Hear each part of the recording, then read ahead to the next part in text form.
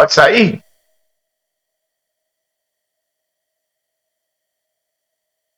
Você só muta o microfone agora. Agora, no seu rádio, Fofocando!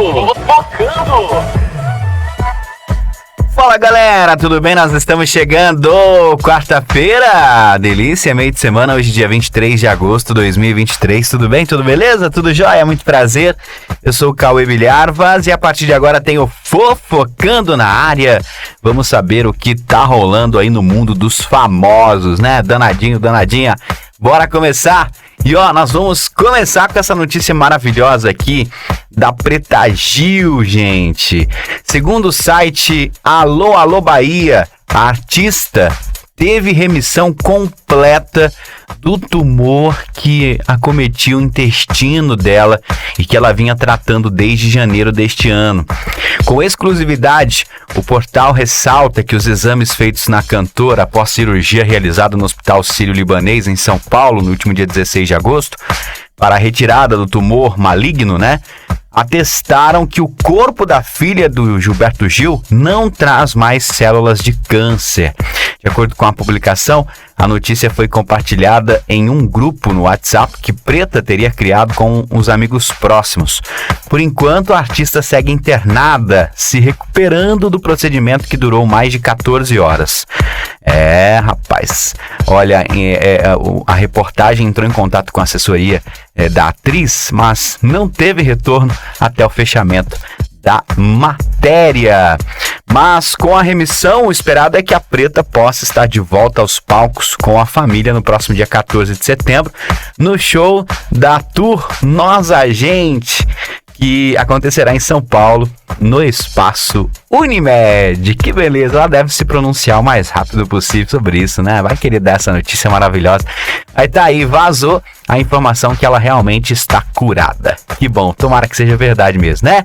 E o nosso Fofocando, gente, volta daqui a pouquinho, já para falar de mais um artista que estava internado. Vou falar aqui do Carlos Alberto de Nóbrega, lembra ele? Do lado da Praça Nossa? Pois é, daqui a pouquinho eu conto pra vocês, tá? Continue aí, até já! Você acabou de ouvir Fofocando! Se liga aí, qualquer momento tem mais! Bom dia, boa tarde, boa noite às pessoas do... Estamos ao vivo aqui com o programa Educação e Outras Conexões, com a professora de Anaí Novaes. Eu não sei se ela está me ouvindo.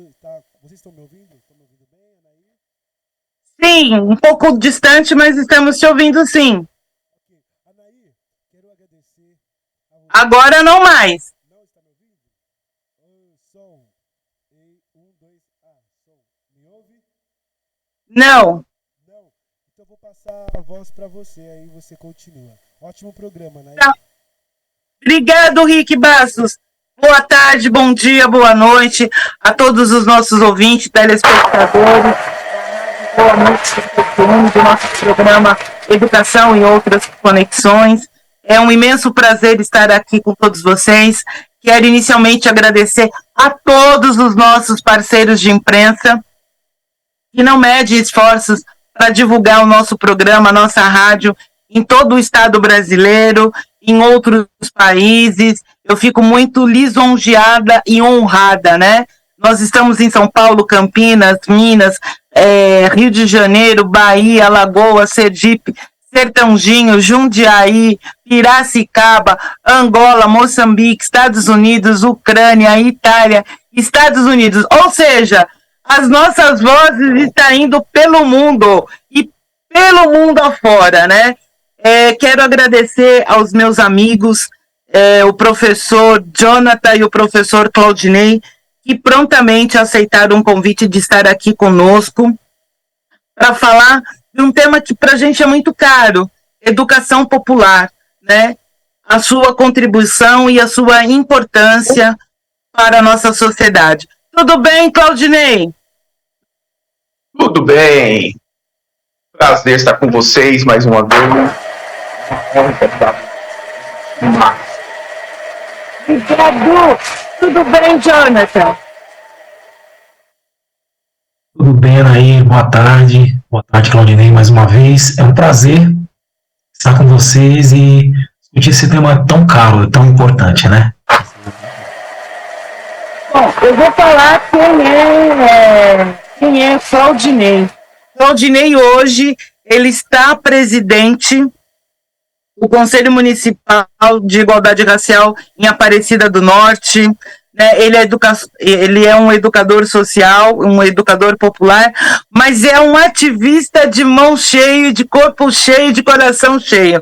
Um homem que não mede esforços para que a nossa população, principalmente a população negra, seja valorizada, respeitada, né? E, acima de tudo, consiga adquirir e obter os seus direitos. Então, Claudinei, aquele abraço bem forte para você, 1000 energias e que você continue na luta por nós e com nós.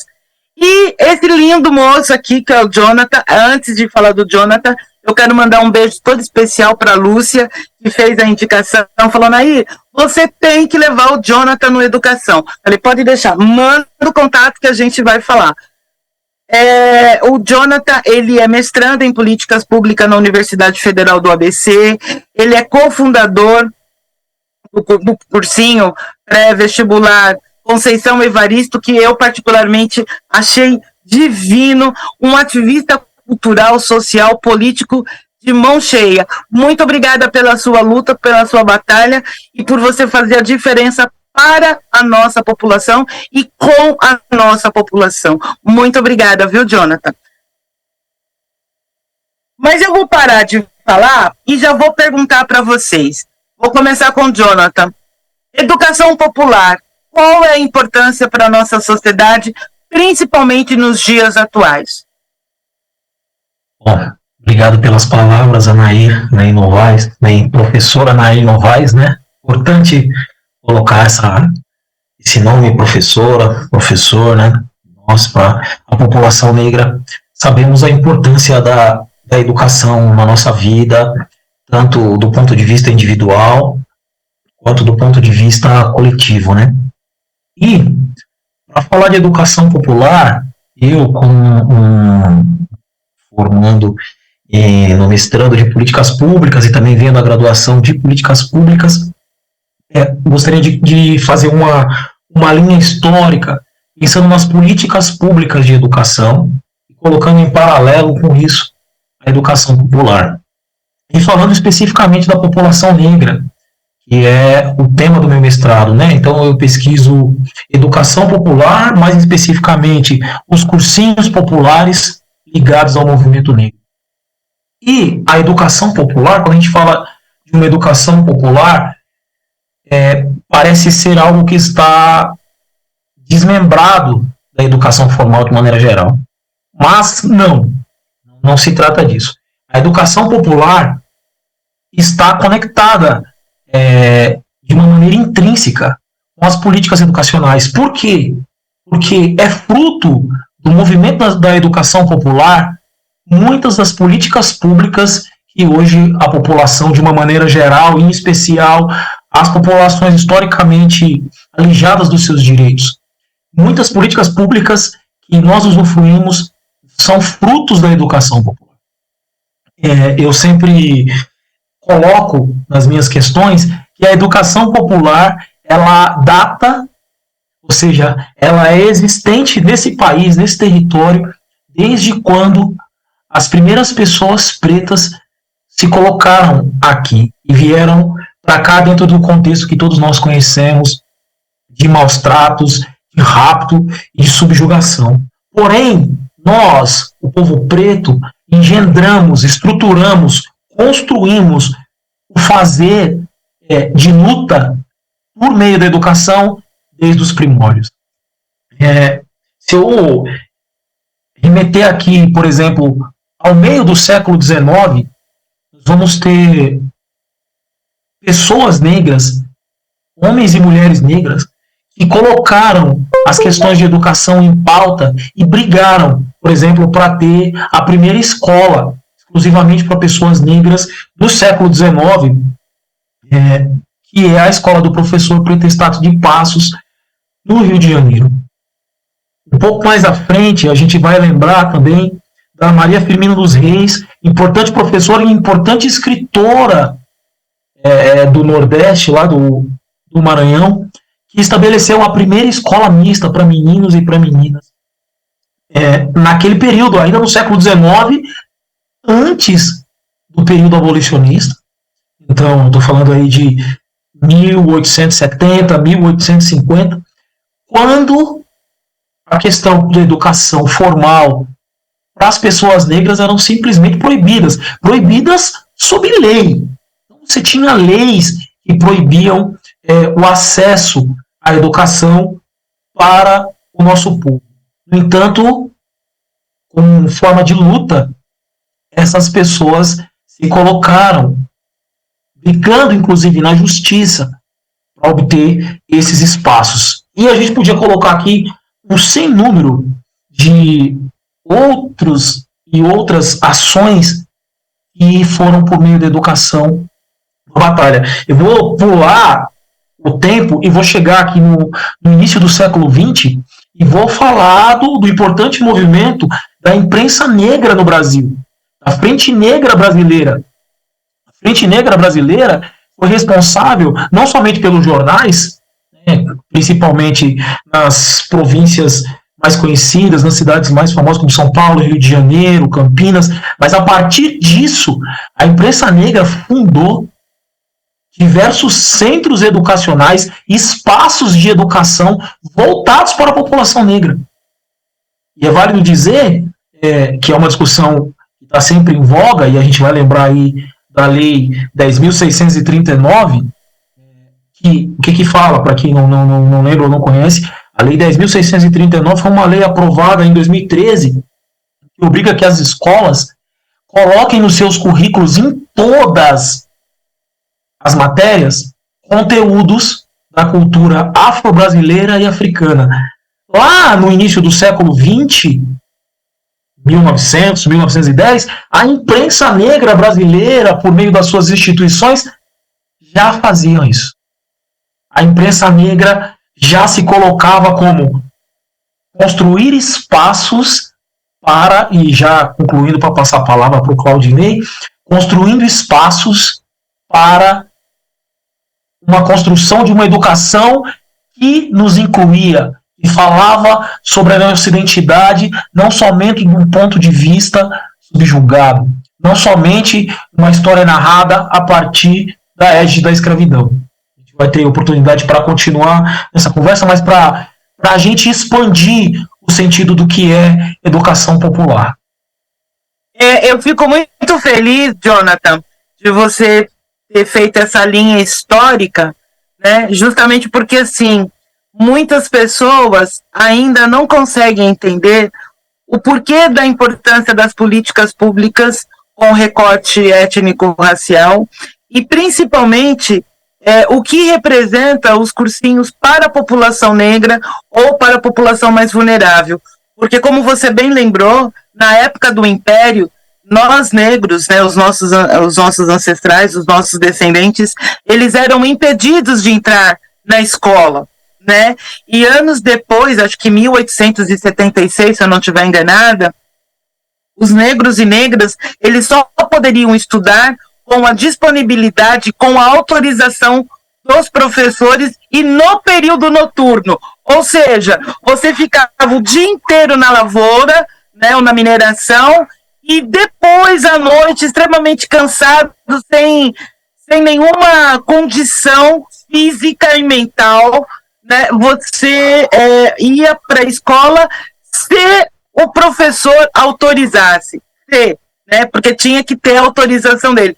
E isso, quando a gente olha para 2003, quando a Lei 10.639, em 9 de janeiro, ela é sancionada, faz todo um boom, faz toda uma diferença para esse cenário. Mas a gente continua.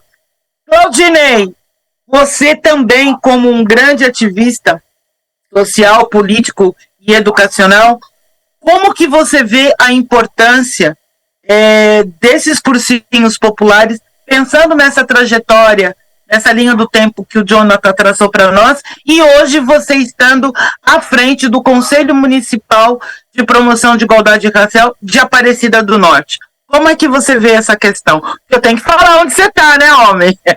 Lógico. Primeiro eu quero agradecer o Jonathan, que é um jovem fantástico, que já passou aí tudo o que a gente tinha preparado para dizer enquanto educação, né? Mas sobre uma pontinha, eu acredito que a educação popular ela já veio dos nossos corpos, dos navios negreiros, e diversas maneiras, através do próprio suicídio, através da construção da Baumi, através da transcendência corporal e espiritual. Então, nesse processo, a gente já começa a construir em outros territórios dentro da diáspora aquilo que a gente entende de educação popular, através das matrizes da religiosidade, através das nossas culturas e costumes. Agora, dentro de um ponto cronológico, é bom a gente dizer também que nós já tivemos outros exemplos. Palmares é um exemplo nítido de educação popular. Palmares foi exemplo para o mundo de educação popular. As revoltas de Sabiná, as revoltas dos malês, foram todas modelos de gestão de educação de povo preto, pensando África. Mas o que sempre pegou mesmo foi o ódio, introduzido sobre corpos pretos nesse processo. Nós tivemos outros povos que foram escravizados também, mas em nenhum momento eles continuaram sendo odiados como nós somos até os dias atuais. Então, por isso que é bom fazer a conexão da academia com a base. Eu não me desapego da base. Eu sou fruto de uma família de pessoas que discutiam educação popular nos anos 70, nos anos 80. É antiga. Sou da primeira turma do cursinho, os cursinhos lá de Osasco, e por sinal, era consequência da ligação da educação com a cultura, que nascem junto com as praças, com redutos, com os quintais, com os terreiros de samba, e aí a necessidade de se oficializar, de se formar novos pensadores dentro dessa ideia moderna de necessidade instituída do Estado, de ter o diploma. Então, eu consigo estar nesses dois momentos e sempre com um olhar de desconfiança, até que ponto a formação acadêmica ela é tão importante para tão sonhada Revolução Preta aqui em territórios brasileiros, sabendo que nós estamos alimentados por um capitalismo e formamos e para a mera disputa de mercado. Tem essa questão. E os cursinhos é o grande barato, os cursinhos populares é o grande barato no meio desse processo, dessa necessidade louca da galera de se formar e buscar formação, que eu acredito que é importante e faço coro dessa necessidade de mercado. Porque o cursinho, ele desconstrói essa ideia do ambiente que não foi pensado na gente. O cursinho, ele leva para dentro da academia jovens que levam o seu sentimento aquilombado. Então, ele consegue estar no ambiente que não foi pensado com a gente, mas pensando em nós.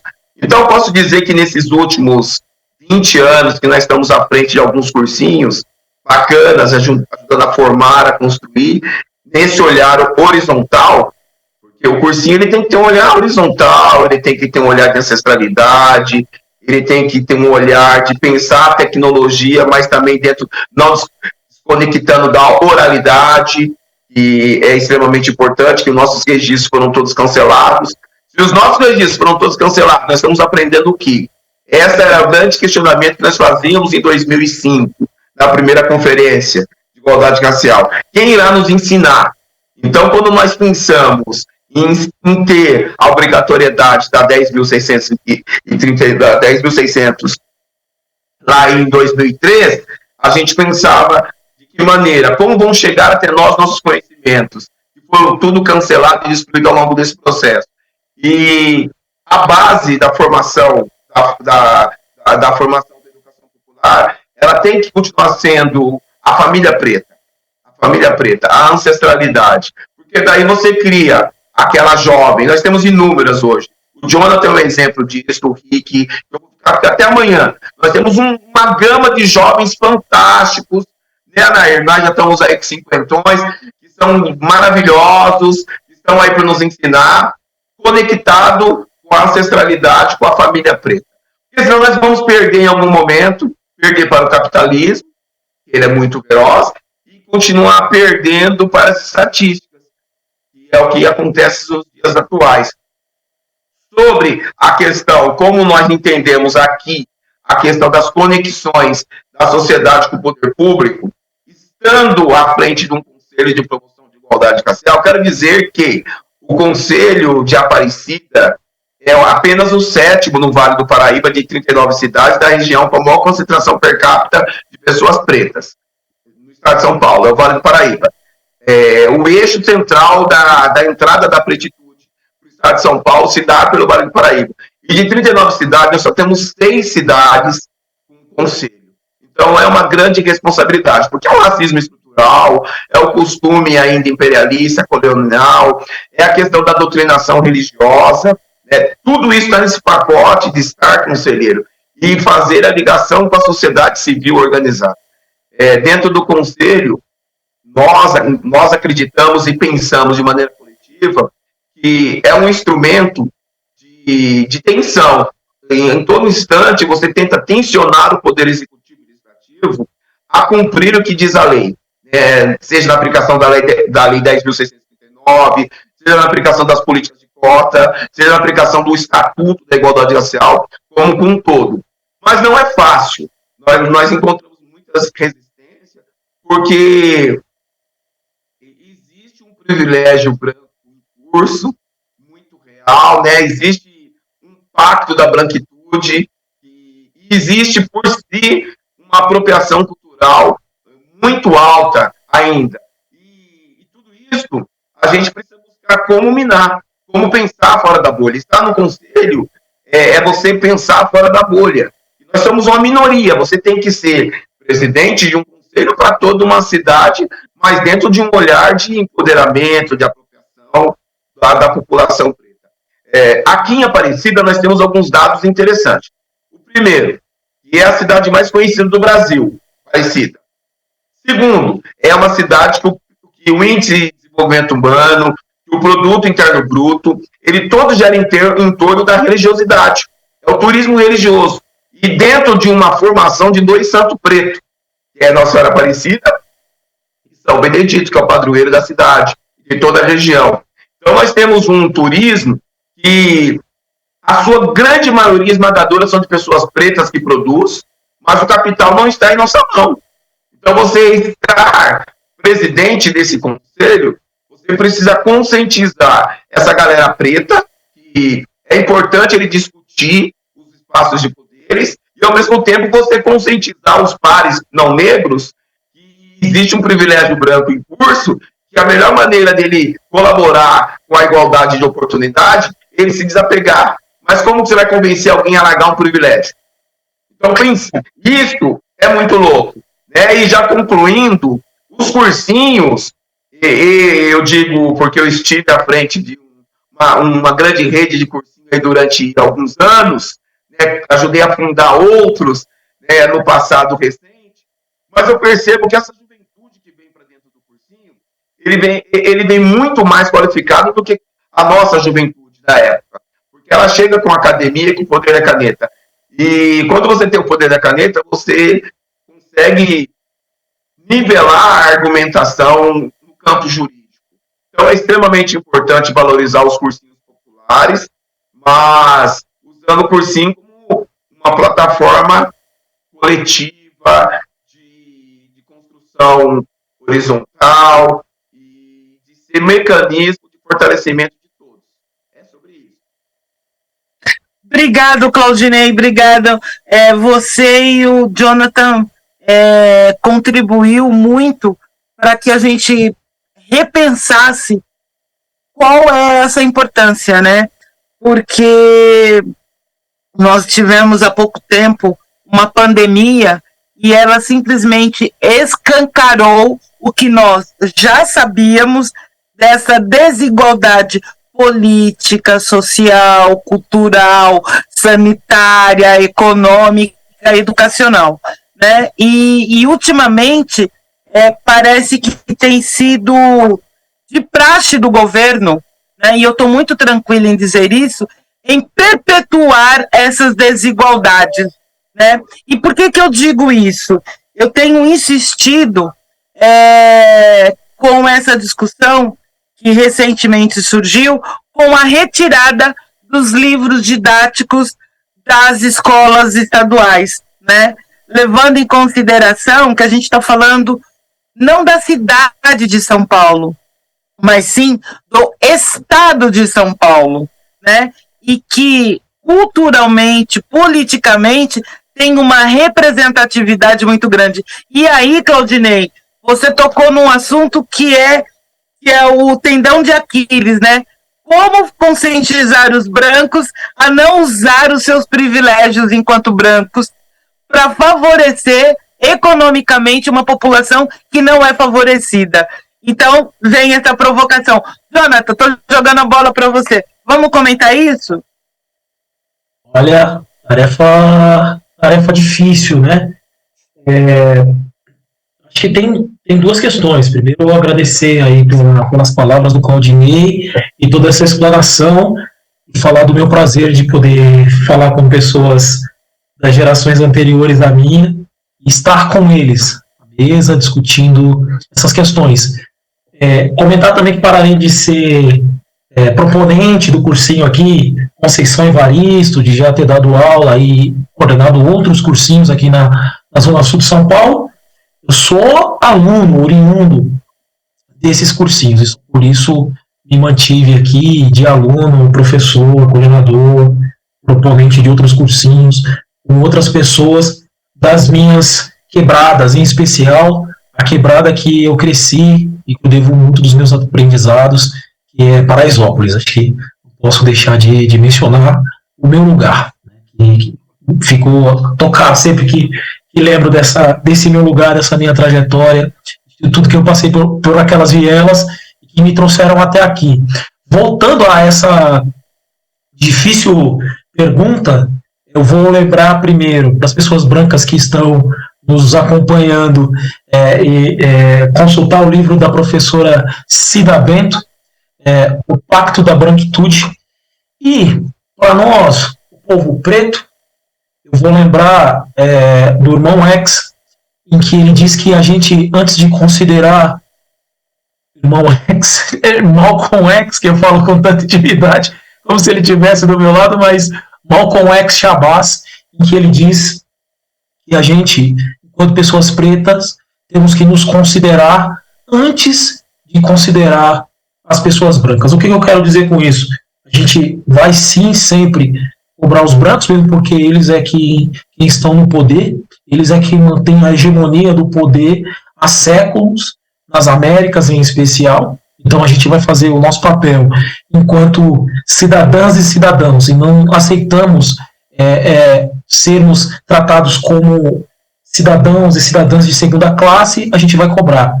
E as pessoas brancas, que infelizmente a minha impressão é que elas não são autointeressadas por esse tema, entender que, em primeiro lugar, elas lucram com o processo de entrada da população negra nos espaços em que nós estamos. Não estamos. Elas lucram, em primeiro lugar, porque nós carregamos um know-how histórico, nós carregamos um potencial ancestral que só a gente tem. Nós somos um povo milenar. Nós somos o povo original, os primeiros. Pois, vamos lembrar das primeiras aulas de biologia. Então, a gente carrega ancestralmente uma riqueza que só a gente tem.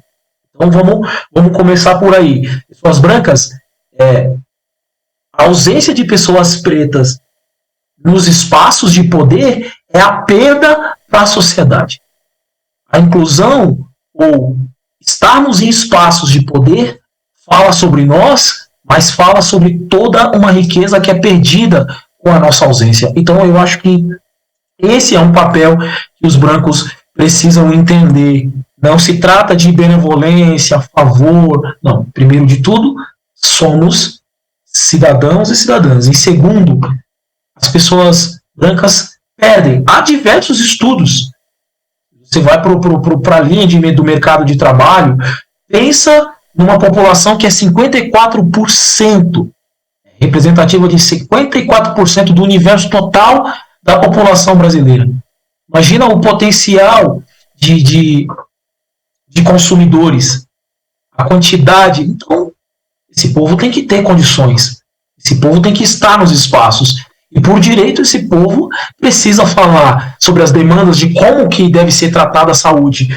O irmão Claudinei falou sobre ancestralidade, sobre oralidade. Ora, há que se tratar pessoas diferentes de maneira diferentes. Nós temos questões diferentes, as nossas questões de saúde são diferentes, as nossas questões educacionais são diferentes. Mais um comentário que eu anotei aqui, da brilhante fala do Claudinei. O Vale do Paraíba. O que significa o Vale do Paraíba historicamente para o Brasil? Vamos lembrar do último ciclo econômico daquele Brasil atrelado ainda à sua metrópole. Vamos lembrar das plantações de café. Quem foi que trabalhou no Vale do Paraíba?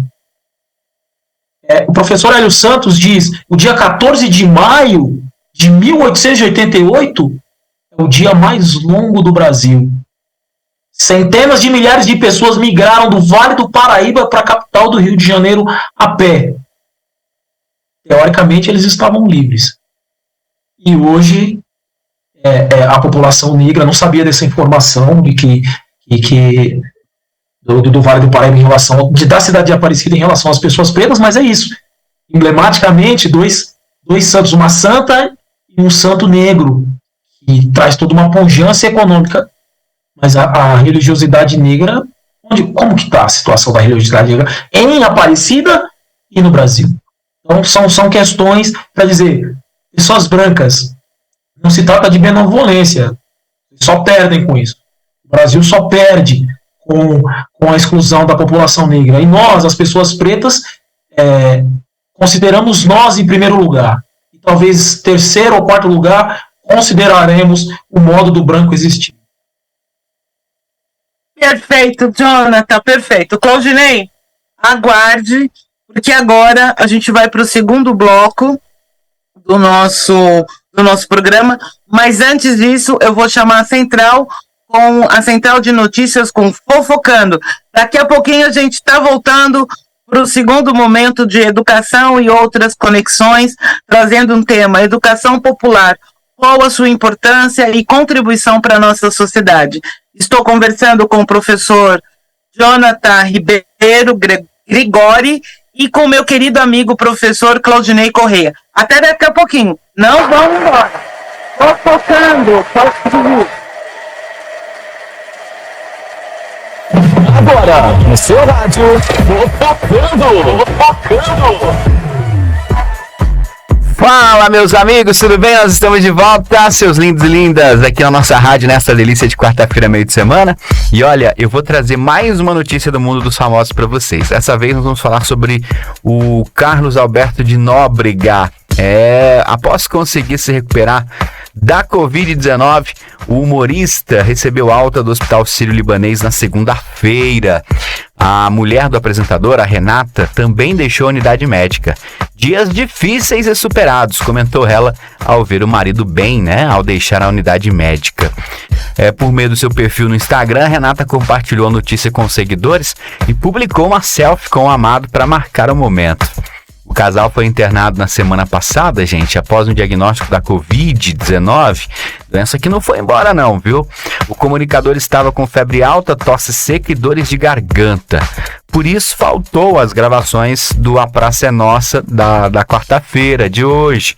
O programa, na verdade, o programa de amanhã, né? Grava na quarta, grava hoje, mas vai no ar amanhã. Ele vai ser especial sobre o aniversário de 42 anos do SBT. Programa de amanhã, né? Segundo o jornalista Flávio Rico, do portal R7, a atração vai relembrar momentos importantes ao longo dos anos. Carlos Alberto já teve Covid, viu? Em uma outra ocasião, foi lá em 2021. Ele pegou o vírus após a mulher e o filho, terem o diagnóstico da doença. Todos os exames estão nota 10. De ruim, só a confirmação do vírus. Estava na cara, disse ela na época. Todos se recuperaram muito bem e agora de novo ficou internado, mas tá tudo bem com ele, né? Muito bom! E o nosso Fofocando, gente, volta daqui a pouquinho com a última de hoje. Vamos falar de mais um artigo. Tá demais hoje, hein? Daqui a pouquinho a gente conta pra você, tá? Continue aí, até já! Você acabou de ouvir Fofocando! Fofocando! Se liga aí, qualquer momento tem mais!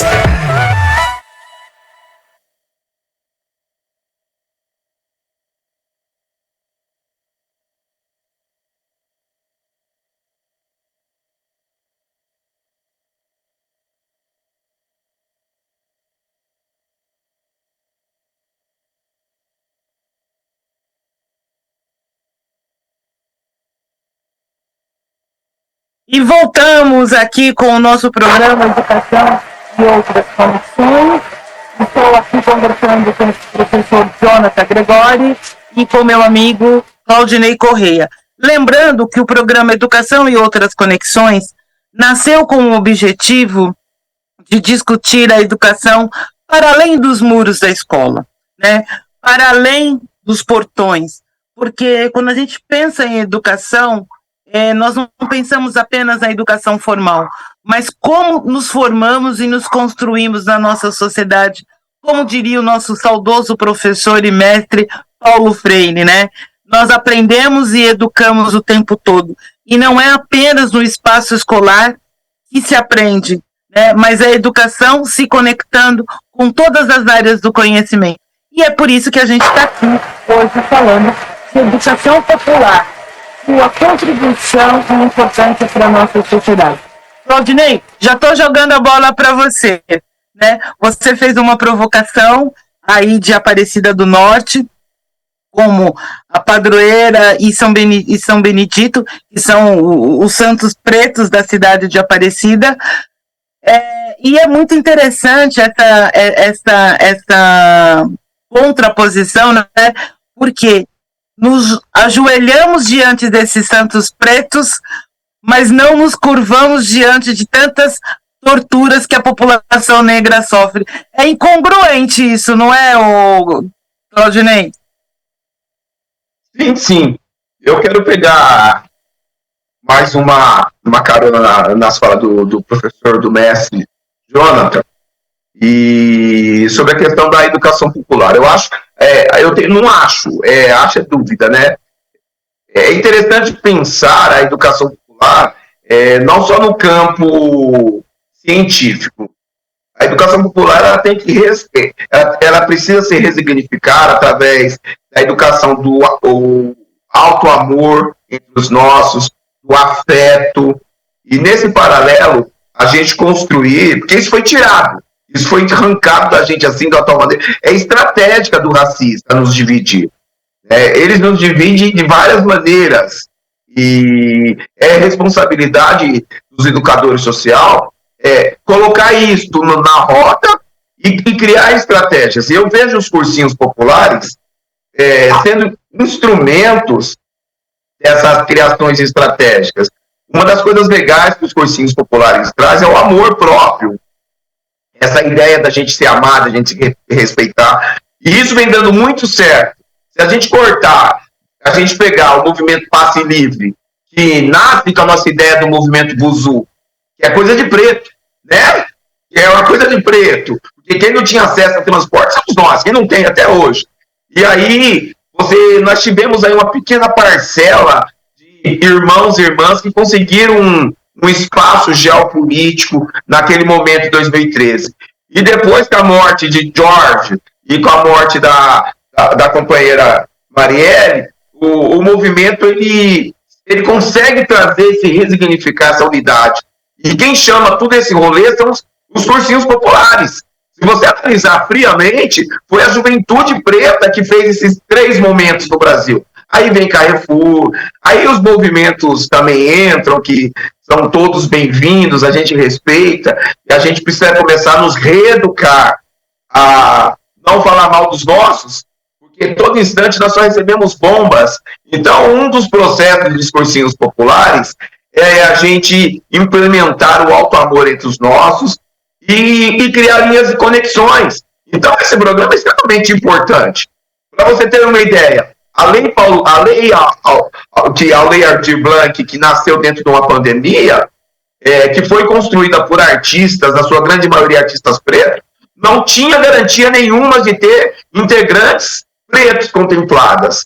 Já a Paulo Gustavo, ela traz um corte de políticas de reservas, de cota, de 30% nas cidades que não tem comunidades de povos originários, e onde tem 10% de povos originários e 20% de povos negros, com garantia direta dentro da lei Paulo Gustavo. Se não tiver gente preta, é passivo de cancelamento de edital. E isso é resultado das políticas dialogadas nos cursinhos populares. Essa juventude maravilhosa que foi para dentro, que elegeu várias bancadas feministas, bancada de jovens pretos, com esse novo olhar do que aonde nós perdemos. Então, quando eu falei da questão da apropriação cultural, e a Cida Bento traz isso como pacto da branquitude, eles estão todo instante eles estão se reconstruindo. Nós precisamos também nos reconstruir. E as redes sociais, ela tem esse papel fundamental, essa conexão de deixar as mensagens e fazer conexões para que outros façam melhor que a gente. Apegar das nossas narrativas, desconstruir o ego.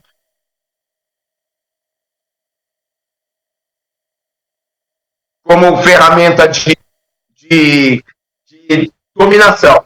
Né? Eles implementaram. E quando se fala da religiosidade, eu posso falar com muita propriedade, que foi a minha defesa e a minha campanha em Aparecida, viu, Jonathan? Eu preciso do Jonathan aqui me ajudando na formação, que ele é muito qualificado. É interessante você discutir 1717 a 1888. Então, eu fiz essa leitura. Eu fiz essa leitura para quem está com a caneta na mão.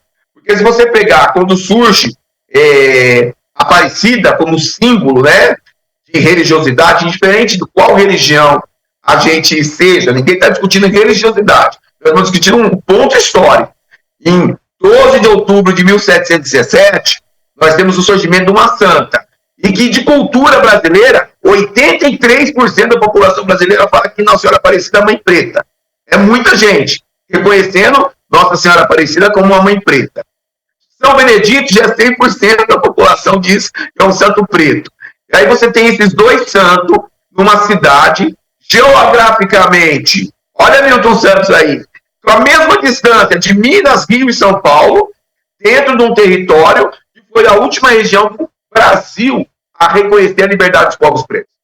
E você tem isso materializado, como que o Vale do Paraíba só tem 6 quilombos reconhecidos, sendo só 4 por titulado, e os 4 no litoral. A planície do Vale do Paraíba não tem quilombo. Então, essas pessoas, que você tem, raríssimas exceções, 52, 49, IBGE, 48, cidades maiores, 42, 53% da população preta. Então, houve um cancelamento histórico, mas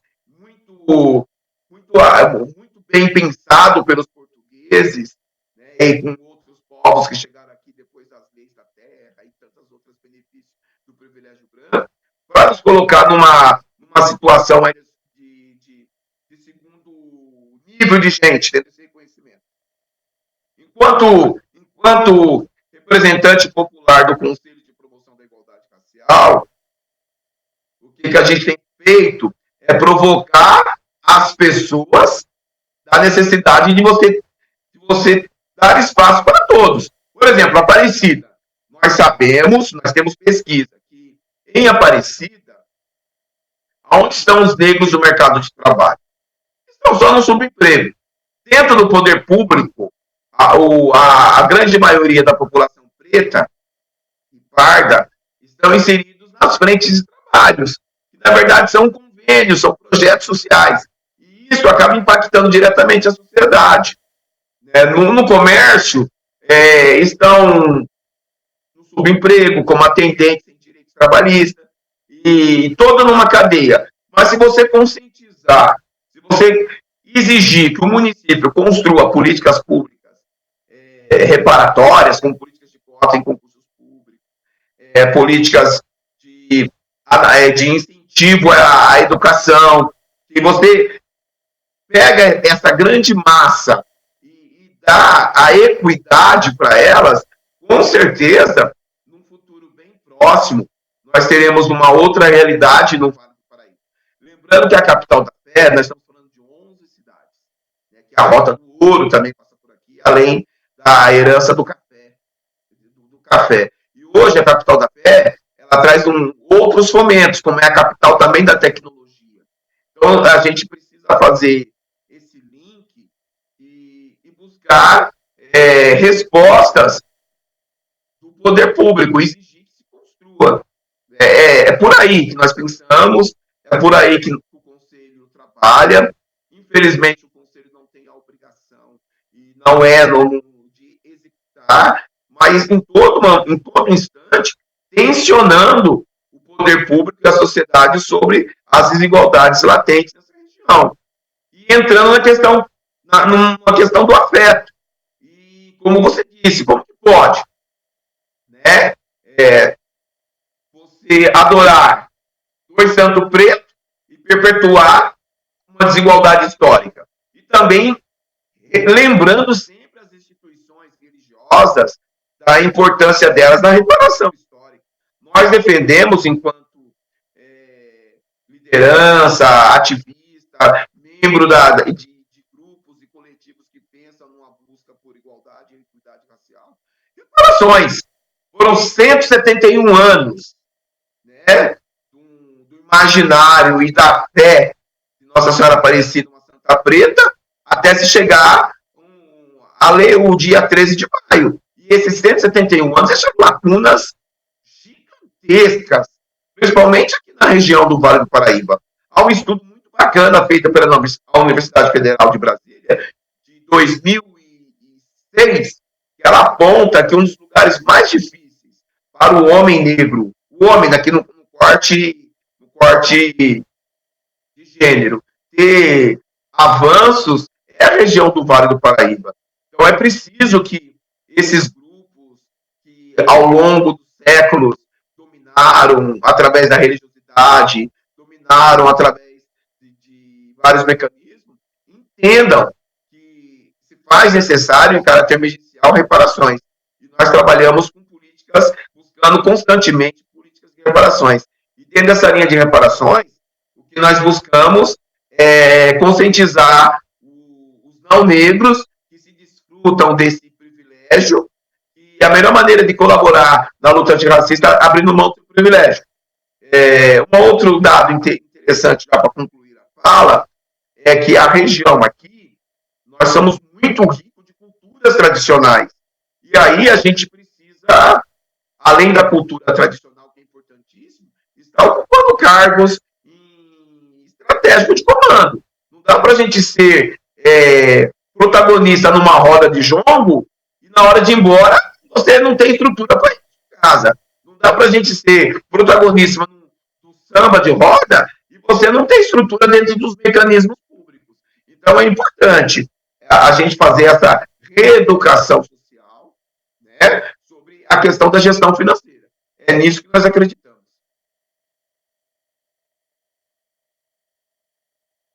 Eu queria retomar aqui uma parte importante que você falou sobre a questão dos cursinhos e essa questão da identidade, né, da riqueza da identidade, né, e fazer uma diferenciação importante, né, dentro dos cursinhos populares, para quem nos ouve, há os cursinhos populares que estão diretamente preocupados, e é importante que estejam, sim, mas estão somente preocupados com a inserção das pessoas na universidade. E há os cursinhos populares, em especial ligados ao movimento negro, ligados aos movimentos sociais, que fazem um debate que vai além da essência de um cursinho, e aí pensando no cursinho de uma maneira geral, que é um espaço de revisão de conteúdos para a prestação do certame, para o vestibular, para o Enem, enfim. O cursinho que eu faço parte, que é o Quilombo Conceição Evaristo, é um cursinho que está nesse lugar preocupado não somente com essa revisão gramatical, revisão matemática e de todas as disciplinas que são cobradas no vestibular. A gente quer incluir também no nosso conteúdo, e aí a gente olha muito para a Lei 10.639, a discussão dos conteúdos que contenham os traços da cultura afro-brasileira, da cultura africana, de um ponto de vista não pejorativo. Porque a gente tem que dizer que ainda estamos longe de que nos livros didáticos a imagem da população negra brasileira, da população afro-brasileira, que é 54% da população desse país, pejorada, negativada. Narra-se de uma maneira folclórica a população negra. Então, o negro escravizado, os quadros das grandes companhias de arte que o imperador trouxe da Áustria para pintar os seus quadros com negros no tronco. Não. Nos cursinhos populares há também uma luta por um resgate, para citar aqui o professor Kabengele Munanga, pelo resgate do fio que nos conecta até a África e da nossa identidade ancestral, que é de uma realeza, que é de um povo milenar, que domina a agricultura, que domina a pecuária, que domina a pesca, a caça, que domina as artes marítimas. E aí, Claudinei, você mencionou aqui, a juventude negra trouxe a luta, né, para falar no contexto dos movimentos de junho de 2013. E aí, eu vou pegar o seu gancho e te pedir permissão para alongar isso aqui, essa minha cabeça histórica, que eu gosto sempre de fazer essa linha histórica. A gente traz essa luta e protagoniza essa luta, não é de hoje. Vou lembrar de um movimento aqui, que eu falo sempre, que é o movimento abolicionista. O movimento abolicionista tem como seus maiores protagonistas o povo negro. Homens e mulheres negras que batalharam para conseguir aquela lei. Que há que se discutir, que do ponto de vista efetivo, o que ela nos trouxe, porque a gente está no Brasil. E aí a gente falava do Pacto da Branquitude. Então, mesmo no pós-abolição, os descendentes dos escravistas, portanto as pessoas brancas, trataram de construir maneiras para nos reduzir, para manter a imagem da população negra negativada, que é o que falávamos agora há pouco sobre a questão dos livros didáticos nas escolas. Então, para retomar os cursinhos são protagonistas da luta pelo resgate dessa identidade em que fala o professor Munanga, e de novo para citar o professor Munanga, por que é que nós temos que estar sempre em luta e teremos que fazer isso por gerações? Porque aqui no Brasil, como ipsis literis diz o professor Munanga, o racismo é o crime perfeito. O racismo é o crime que deu certo. A população negra é vista de maneira pejorativa. Não precisa de muito.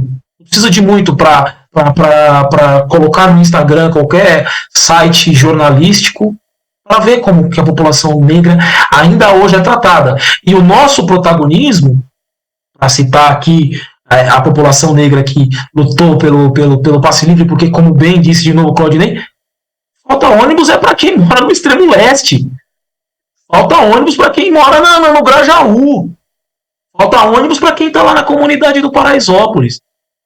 E quem são essas pessoas? São as pessoas mais escuras do que o azul, somos nós. E tratam, então, dessas pessoas que precisam lutar, que lutam, de apagar. E os cursinhos populares, ligados ao movimento negro, têm feito historicamente essa luta de resgatar a identidade, de brigar por políticas públicas em todos os níveis, do acesso à universidade à creche. Passar para a Anaí, que está de volta. Gente, desculpa, mas você sabe que essa coisa de internet a gente deixa na mão. Eu peço desculpa a vocês, né, por esse imprevisto, mas estamos aqui de volta. E eu consegui pegar só o finalzinho. E realmente, né, hoje nós vivemos uma situação muito delicada, muito complicada, muito caótica, mas o Claudinei falou uma coisa que me deixou muito, muito feliz, né? Quando ele fala da nossa juventude. Ele está 50, eu estou 60.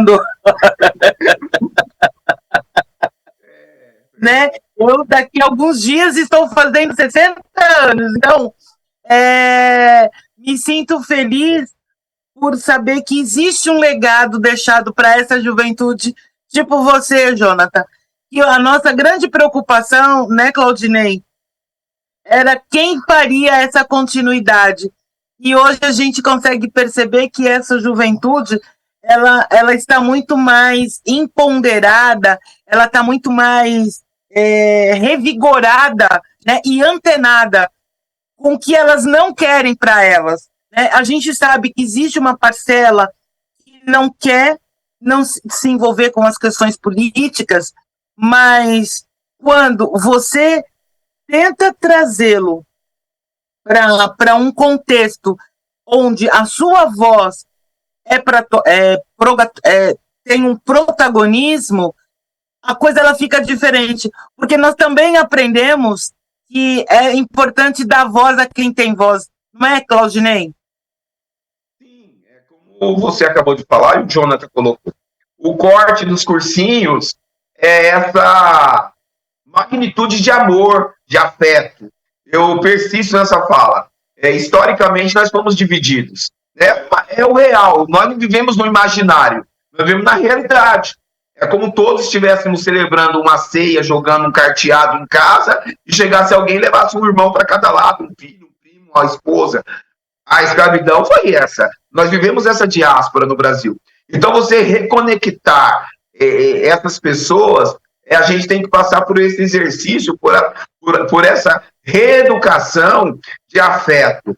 E esta juventude, eu digo dessa juventude, eu falo com muita propriedade, que é a galera aí, nesses últimos 20 anos, dos cursinhos, são vários cursinhos, eu fico feliz do Jonathan batizar o cursinho com o nome de alguém que está em vida também, Jonathan, porque nós ficamos com 13 cursinhos no Vale do Paraíba, Jonathan, durante 14 anos, o nome de autoridades e reis e rainhas pretos, né? Luísa Marim, professora Antônia, Milton Santos, eram os nomes dos cursinhos que a gente tinha. E quando você coloca o nome de um cursinho, Conceição Evaristo, você já está sinalizando para quem está chegando em que lado você está no processo. É o diferencial, esse empoderamento associado com o apoderamento. Empoderado nós somos, agora nós precisamos nos apoderar. Né? E essa construção do apoderamento, ela é muito difícil, porque como o Jonathan já disse aqui, o racismo no Brasil foi um crime perfeito. Né? Nós estamos vendo uma enxurrada de gente preta em televisão.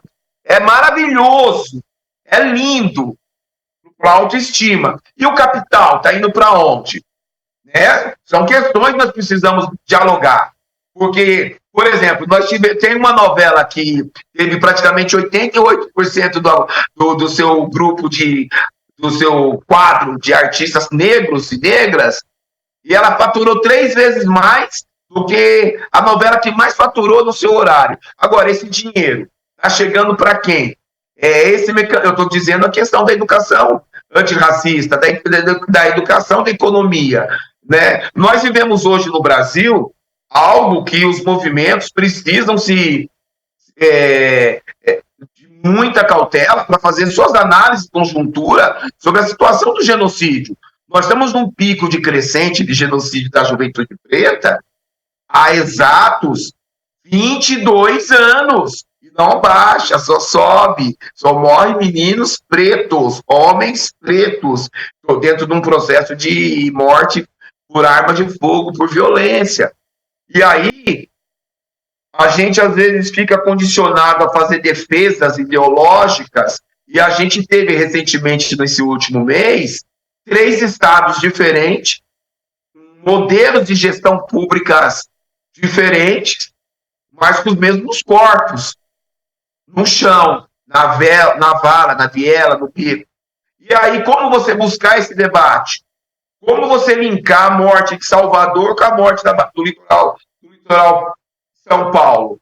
Né? Você dentro de um aspecto de educação popular. É esse mecanismo. A gente vai ficar em que lugar na história?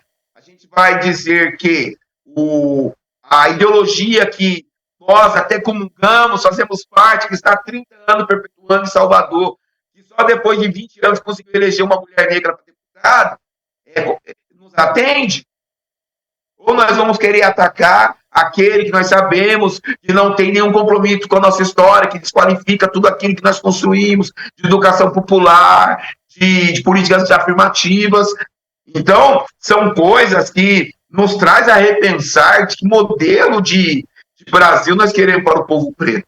E aí é obrigação do cursinho popular trazer esses debates. Né? Eu estou dando esse exemplo bem clássico do que aconteceu agora. São Paulo, não quero ser antiético e usar siglas, mas São Paulo, que defende uma linha de direita, né, de centro-direita, a Bahia, que perpetua o modelo progressista da classe operária, mas qual operários? Essa questão. E o Rio de Janeiro, que a gente sabe como funciona. Mas nos 3 eixos, genocídio da juventude preta. E se a gente se aprofundar e subir para o Rio Grande do Norte, você entendeu? A gente terá 4 modelos de gestão pública diferentes, mas com o mesmo modelo de genocídio da juventude preta. Então, é obrigação da gente preto fazer essas reflexões, e eu não acredito que a academia vai trazer respostas, sabe? Eu não acredito que a academia vai trazer respostas. Então, aumenta-se a responsabilidade de cursinhos populares, igual a esse que o Thiago coordena com muita propriedade, com muita sabedoria, né, com muito amor, com muito afeto.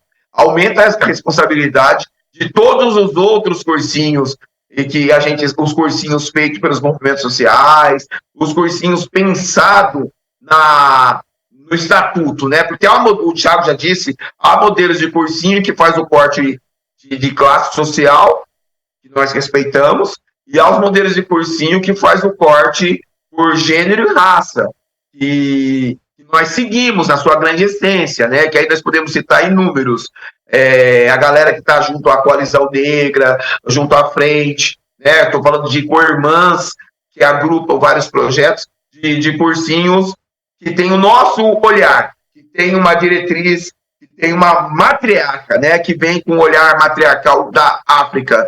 E aí nos resta nos fazer essa análise e saber que caminho seguir. Que caminho seguir? E isso, recentemente, agora com a morte de Mãe Bernadette, que não dá para descompactuar. Você tem uma mulher, liderança preta, né, ela consegue transitar na alta cúpula do governo que nós esperávamos, ela consegue dizer para as pessoas que têm o poder da caneta na mão, estou sendo ameaçada de morte, me socorre, e essa mulher é assassinada. E aí, a gente se cala. Eu estou dizendo a gente enquanto Brasil, né? A gente não teve um levante, enquanto teve com outros momentos, né? No caso Beto Carrefour, no caso a própria Marielle, né? No movimento Passe Livre, e a gente se cala. Então, eu acredito que os nossos cursinhos precisam rediscutir o modelo de luta. E nós tivemos em São Paulo, só para a gente encerrar, um jovem que no ano retrasado ele ousou, junto com um grupo de amigos, tocar fogo numa estátua do Borba Gato, e esse jovem foi preso na Zona Sul de São Paulo, e nós não tivemos grupos organizados, outros de militância, reivindicando a soltura dele. Eu estou dizendo porque nós estivemos à frente de algumas tentativas de nos articular. Então, a gente precisa também buscar entender como construir essa unidade preta sem as amarras geopolíticas. Porque no passado a gente tinha a revolução, né? A rebelião, nós já falamos aqui, né? Alfaiate, Sabinos, Almirante, João Cândido. E qual foi a última que nós fizemos? E qual será a próxima que nós iremos fazer? Então, eu acho muito importante os cursinhos começarem a pensar nisso. Porque nós sofremos daquilo que a psicologia chama de síndrome da não aceitação, né? E isso é muito louco. Você tem hoje, nós tivemos vários momentos de organizações no mundo nesses últimos anos, que os artistas pretos se agrupam e constroem grandes levantes. Agora, qual foi o grande levante que aconteceu por artistas pretos no Brasil? Qual foi o último levante? Por exemplo, nós tivemos a morte agora. Então, nós precisamos também formar essa galera para quando eles chegarem no topo, eles começarem a nos representar de maneira mais real. Não é verdade? Porque falta um pouquinho disso. Porque o mecanismo de dominação capitalista continua na mão do cara branco. Então, se o cara branco é o empresário do rapper preto, se o cara branco é o empresário da clap preta, esse cara branco não vai deixar ela bancar um evento para organizações de manifestação de luta. É sobre isso. Obrigado. Meus amores, nós já estamos chegando ao final, mas está tendo muita procura a nossa discussão de hoje. Então, a Central pediu para a gente fazer um intervalinho de 2 minutinhos, vão enviar um novo link e a gente volta para fazer o encerramento. Dá para ser? Central, vem aí com as notícias pra gente. Giro News. As primeiras notícias do Brasil. O Procon de São Paulo noticiou na última segunda, dia 21, a 123 milhas após a agência de viagens anunciar a suspensão de pacotes e a emissão de passagens da linha Promo na última sexta-feira, dia 18.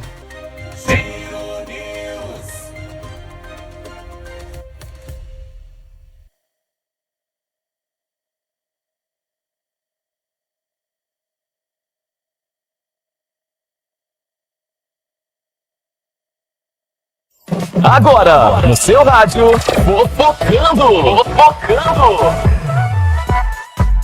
Fala, meus amigos, tudo bem? Nós estamos de volta, seus lindos e lindas, aqui na nossa rádio, nessa delícia de quarta-feira, meio de semana. E olha, eu vou trazer mais uma notícia do mundo dos famosos para vocês. Dessa vez nós vamos falar sobre o Carlos Alberto de Nóbrega. Após conseguir se recuperar da Covid-19, o humorista recebeu alta do Hospital Sírio-Libanês na segunda-feira. A mulher do apresentador, a Renata, também deixou a unidade médica. Dias difíceis e superados, comentou ela ao ver o marido bem, ao deixar a unidade médica. Por meio do seu perfil no Instagram, a Renata compartilhou a notícia com os seguidores e publicou uma selfie com o amado para marcar o momento. O casal foi internado na semana passada, gente, após um diagnóstico da Covid-19. Doença que não foi embora não, viu? O comunicador estava com febre alta, tosse seca e dores de garganta. Por isso, faltou as gravações do A Praça é Nossa da quarta-feira de hoje. O programa de amanhã, né? Grava na quarta, grava hoje, mas vai no ar amanhã. Ele vai ser especial sobre o aniversário de 42 anos do SBT. Programa de amanhã, né? Segundo o jornalista Flávio Rico, do portal R7, a atração vai relembrar momentos importantes ao longo dos anos. Carlos Alberto já teve Covid, viu? Em uma outra ocasião, foi lá em 2021. Ele pegou o vírus após a mulher e o filho, terem o diagnóstico da doença. Todos os exames estão nota 10. De ruim, só a confirmação do vírus. Estava na cara, disse ela na época. Todos se recuperaram muito bem e agora, de novo, ficou internado, mas tá tudo bem com ele, né? Muito bom! E o nosso Fofocando, gente, volta daqui a pouquinho com a última de hoje. Vamos falar de mais uma artigo. Tá demais hoje, hein? Daqui a pouquinho a gente conta pra você, tá? Continue aí, até já! Você acabou de ouvir Fofocando. Fofocando. Se liga aí, qualquer momento tem mais. Bom, estamos já chegando no último bloco do nosso programa. E eu, pelo que eu pude perceber pela central, nós estouramos as nossas audiências. Mais de 2.600.000 acessos. Muito bom, muito bom, muito bom. E isso significa, meninos, que vocês devem voltar. Nós teremos que fazer em setembro um outro bate-papo, né, para continuar essa nossa conversa, porque são assuntos que não se esgotam, e um é puxando o outro, que puxa o outro, que puxa o outro, mas que fica uma responsabilidade e um compromisso no ar, né? Qual é o nosso papel político-social nesse planetinha, nessa terra, com a nossa população? Nós temos compromisso. Não viemos só a passeio, né? Mas como aglutinar, né? Como seduzir, como trazer para junto, como diz o Claudinei, com muito amor, com muito afroafeto, os nossos jovens, as nossas meninas e os nossos meninos, para que, para além de se empoderar, que ele se apodere do que é deles. Aí eu vou deixar para o Jonathan fazer as suas considerações finais e depois eu passo para o Claudinei. Bom, agradecer, primeiro de tudo, a Lúcia Rosa, minha querida amiga, que me convidou para estar aqui, companheira, mulher preta potente da arte, da periferia aqui da Zona Sul.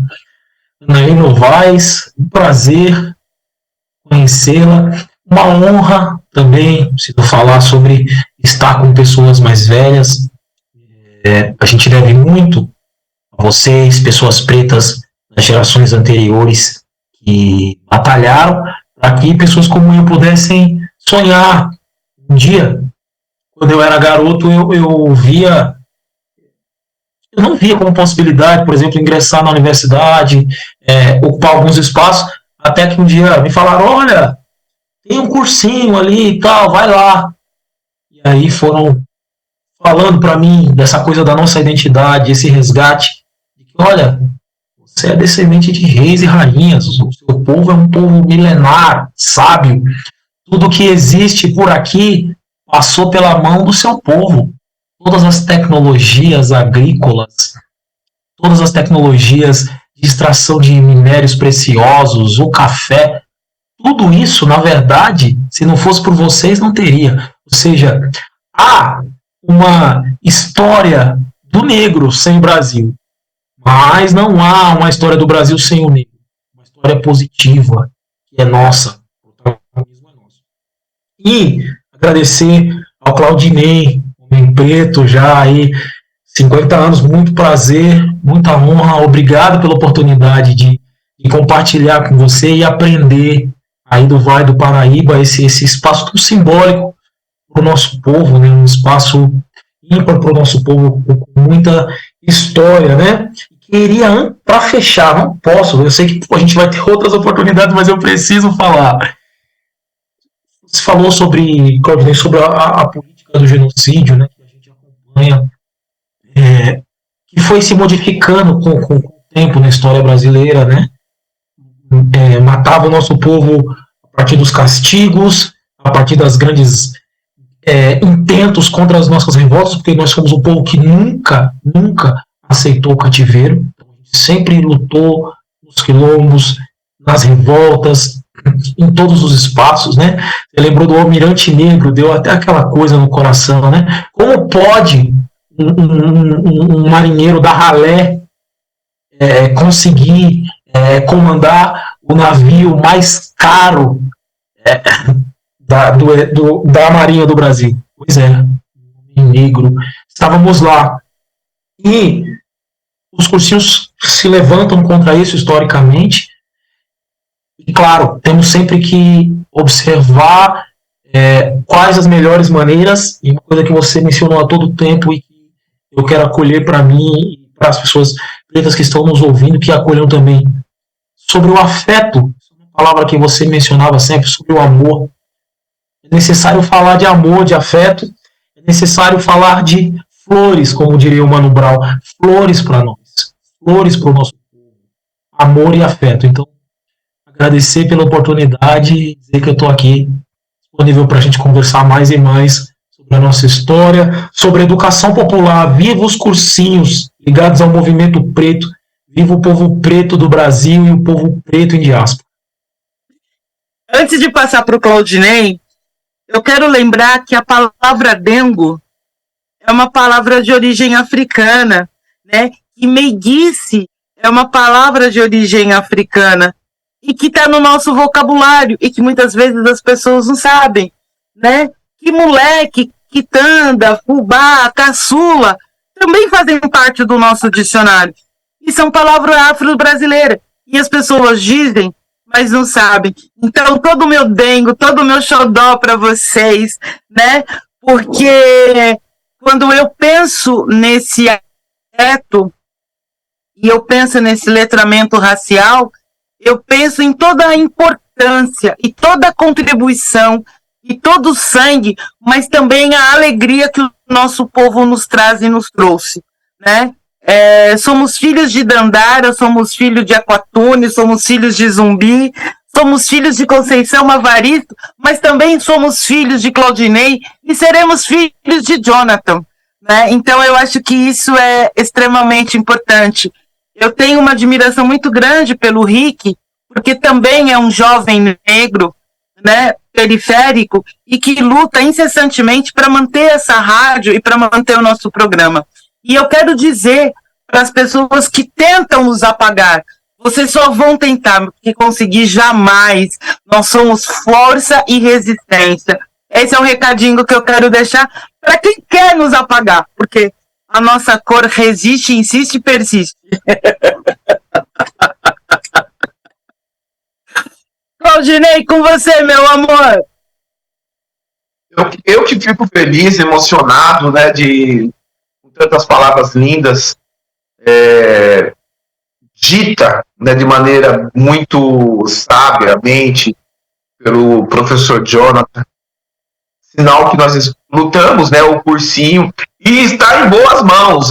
O legal é você reconhecer que o legado dos anos 80 e 90 estão em boas mãos. Poderia ficar até amanhã falando aí uma geração de 35 anos para baixo aí, altamente qualificado. Falar do Rick é algo assim muito importante. É um jovem idealizador, está sempre na frente, né, quando se fala de comunicação. Eu sou fã, conheço o Rick já há algum tempo, sou fã dele. Eu sempre falo que o meu sonho, eu tenho alguns sonhos ainda, né? Estou com o coração batendo. É tentar colocar dentro de um único catálogo alguns meninos aí, até eu digo meninos no sentido literário que a gente viu crescer mesmo, como referências do século XXI aí, e vem casado com o que o Jonathan fala dos cursinhos, né? É muita gente boa, é muitos meninos e meninas fantásticos que são hoje nossos doutores, e que retribuem de uma maneira tão afetuosa para a base. Estando aqui embaixo na base, fico tão feliz quando a gente recebe um resultado do exame do ProUni aqui no Vale do Paraíba, do cursinho Luísa Marim, da cidade de São José dos Campos, onde a gente coordenou durante alguns anos, e você pega uma relação de 28 alunos e 22 alunos são aprovados nos institutos de ensino federal. Isso é resultado que as coisas foram bem feitas, né, por toda a equipe. A felicidade quando você pega um TEDx e você tem gente nossa, vê um Claudinei, Vespa, vê uma musicista Ari, e palestrando dentro de um TEDx, falando sobre a cultura do hip hop, falando sobre a cultura da arte periférica, é resultado dos movimentos, porque foram instrumentos que não foram construídos pensando, mas o intelectual, a unidade, o afeto nos leva até esses lugares. E é importante a gente seguir sempre o conselho daqueles que chegaram primeiro.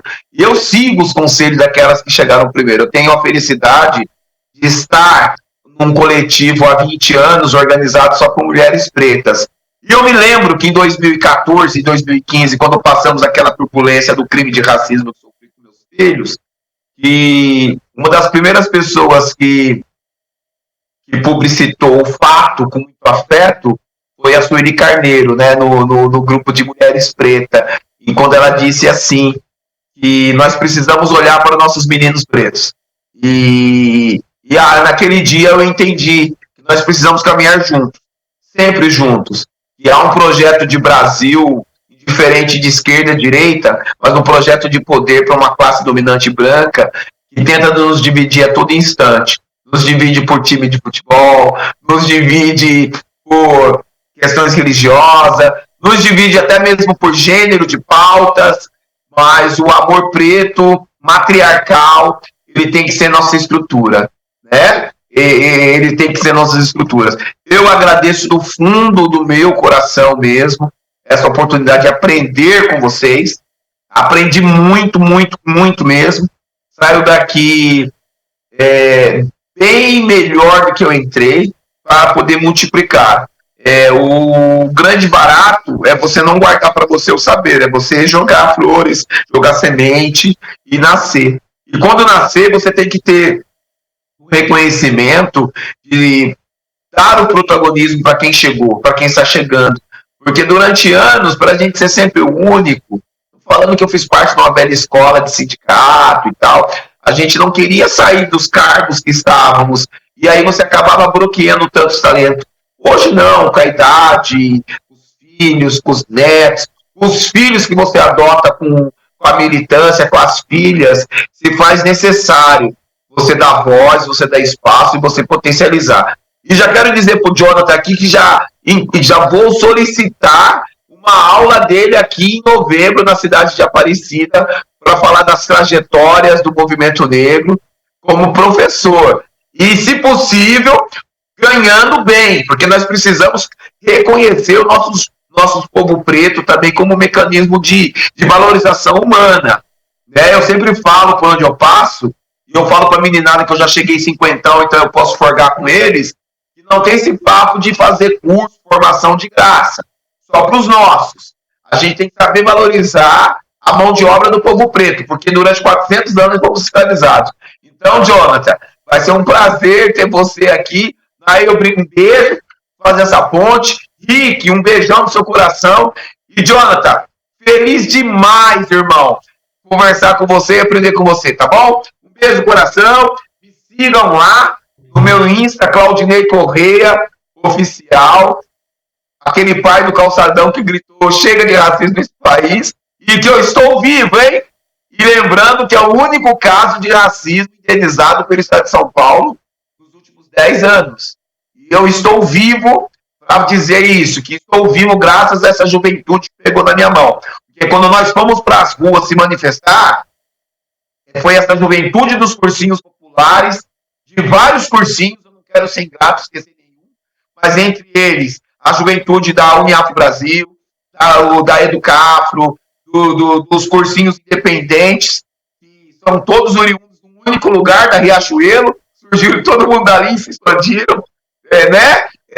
Com certeza foi essa juventude que falou, não, nós vamos ocupar as ruas de São José dos Campos e pegar na mão desse pai, ele não está sozinho. Então, a minha gratidão a essa juventude, que hoje não são mais jovens, mas que continua aí no front, multiplicando. Obrigado, Jonathan, por você existir. Um beijo, meu irmão. Eu quero terminar nosso programa lembrando que um homem que eu admiro muito, embora eu tenho certeza que hoje ele é um ancestral, que é o professor Eduardo de Oliveira, quando ele escreve o hino à negritude, né? Ele diz sobre o céu cor azul, sobre o céu cor azul das Américas. Hoje se ergue soberbo fervil. É uma imagem de luz e que em verdade traduz. Mas o grande refrão é que erga a tocha no alto da glória, né? Então, a gente ergue a tocha no alto da glória. É por ele e por todos os outros homens e mulheres que nós estamos aqui, resistindo, insistindo, persistindo. Jonathan, muito obrigada, gratidão. Lúcia, obrigada por essa nova aquisição, porque o Jonathan já faz parte do meu hall de amigos. Claudinei, meu irmão, vamos estar juntos em breve, com certeza. Quero também estar em Aparecida contigo, fazendo a diferença. E Rick Bastos, obrigada mais uma vez, né, por você acreditar em mim, acreditar nesse projeto, nesse programa Educação e Outras Conexões, que atravessa fronteiras. Um beijo, um cheiro e até breve. E lembrando, segunda-feira temos Cantando Lá de Casa, o espaço para os nossos artistas e artistas pretos virem mostrar sua arte. Tchau, gente. Um beijo. Gente, obrigado. Prazer enorme.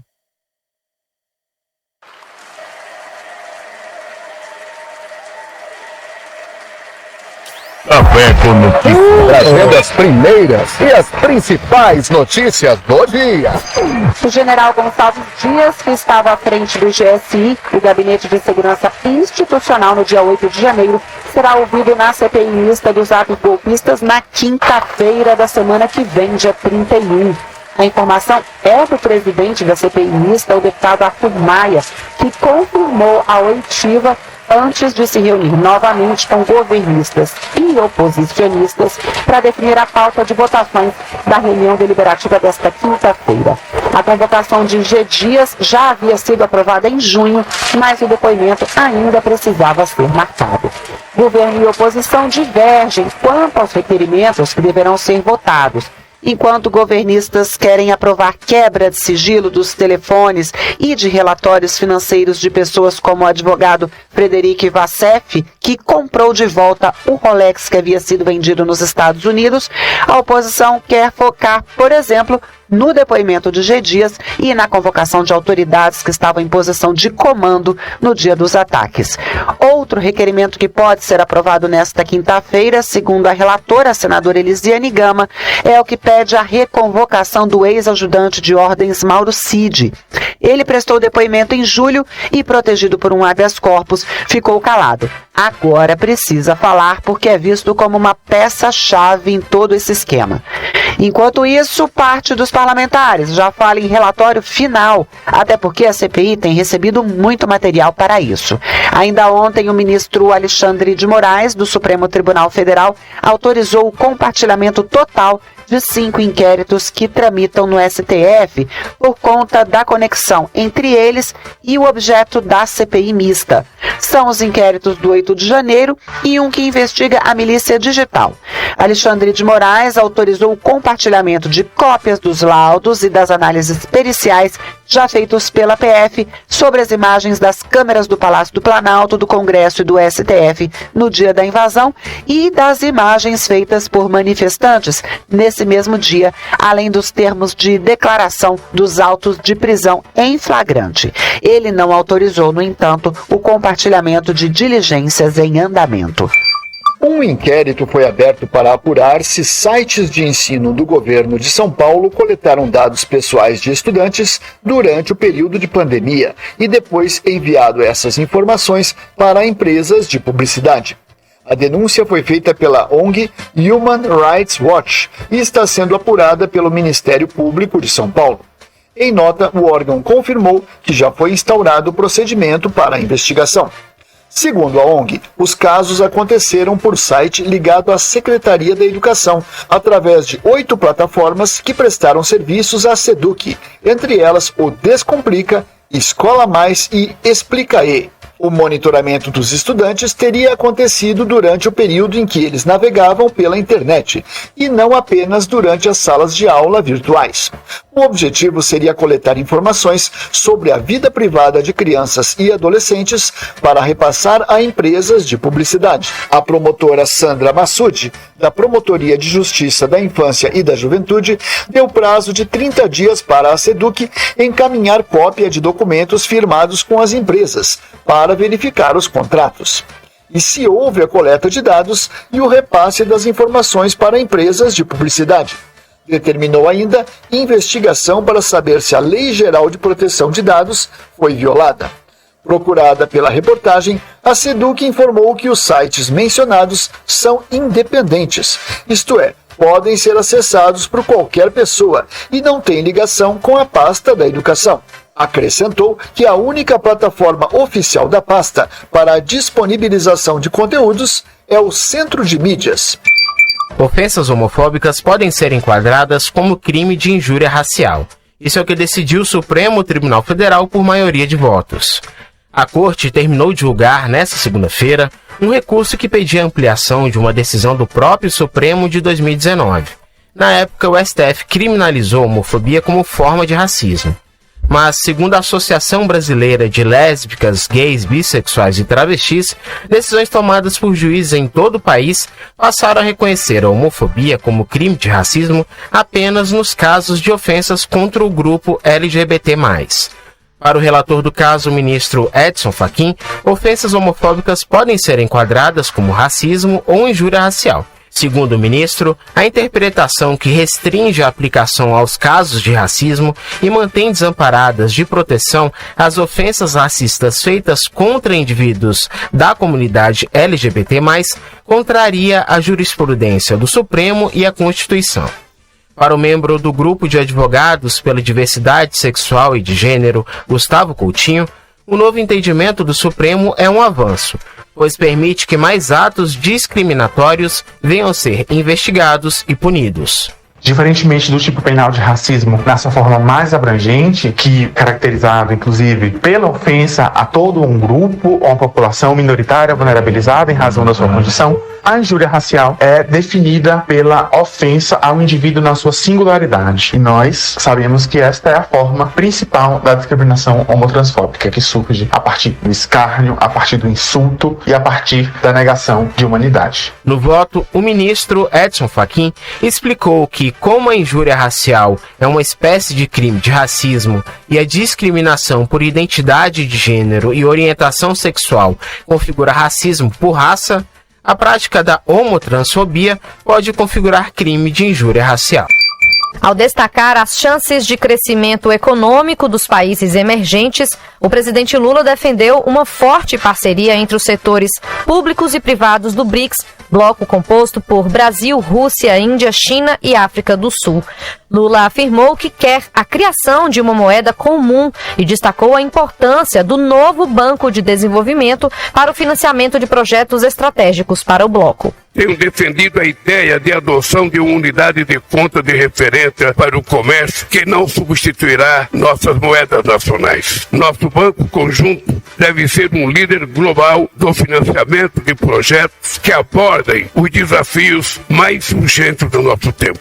Ao diversificar fontes de pagamento em moedas locais, expandir sua rede de parceiros e ampliar seus membros, o NB constitui uma plataforma estratégica para promover a cooperação entre os países em desenvolvimento. A declaração é parte do discurso que o presidente brasileiro fez durante o Fórum Empresarial do BRICS em Joanesburgo, na África do Sul, nesta terça-feira. Ao falar para empresários, Lula citou o novo PAC, Programa de Infraestrutura do Governo, que, segundo ele, pode interessar aos investidores dos países do BRICS. Esperamos mobilizar 340 bilhões de dólares para a modernização de nossa infraestrutura logística, com investimentos em rodovias, ferrovias, hidrovias, portos e aeroportos. Daremos prioridade à geração de energia solar, eólica, biomassa, etanol e biodiesel. Estabeleceremos parcerias entre o governo e os empresários em todas as áreas. Durante o evento na África do Sul, Lula defendeu a reaproximação com os países do continente e destacou o potencial de crescimento africano. Nesse continente, que é o mais jovem do mundo e será o mais populoso em 2100, são inúmeras as oportunidades para produtos brasileiros, como alimentos e bebidas, petróleo, minério de ferro, veículos e manufaturas de ferro e aço. A África tem 65% das terras agricultáveis disponíveis no mundo e forte vocação para ser uma potência agrícola. Está no coração das transições digitais e energéticas. O continente africano possui importantes reservas de minerais críticos como lítio e cobalto que desempenharão um papel estratégico. Lula ainda fez críticas às barreiras comerciais impostas sob a explicação de proteção ambiental. Além disso, lembrou que em dezembro deste ano, o Brasil assume a presidência temporária do G20, bloco composto pelas 20 maiores economias mundiais. Não podemos aceitar um neocolonialismo verde que impõe barreiras comerciais e medidas discriminatórias sob o pretexto de proteger o meio ambiente. A partir de dezembro, o Brasil ocupará a presidência do G20. A presença de 3 membros dos BRICS na troca do G20 será uma grande oportunidade para avançarmos temas de interesse do Sul global. Já contamos com a participação da África do Sul, mas a representatividade do grupo será ampliada com o ingresso da União Africana e de outros países do continente. Por fim, o presidente Lula disse que o BRICS conta com o esforço dos empresários para mudar a trajetória do desenvolvimento global. Também disse que isso pode ocorrer com a entrada de novos membros ao bloco e com as parcerias entre os setores público e privado. Após o Fórum de Empresários, o presidente Lula participou da reunião no retiro dos líderes do BRICS. Café com Notícia. As principais notícias do dia a dia. Nós vamos para um rápido intervalo e daqui a pouquinho tem mais Café com Notícias para você. Café com Notícia. As principais notícias do dia a dia.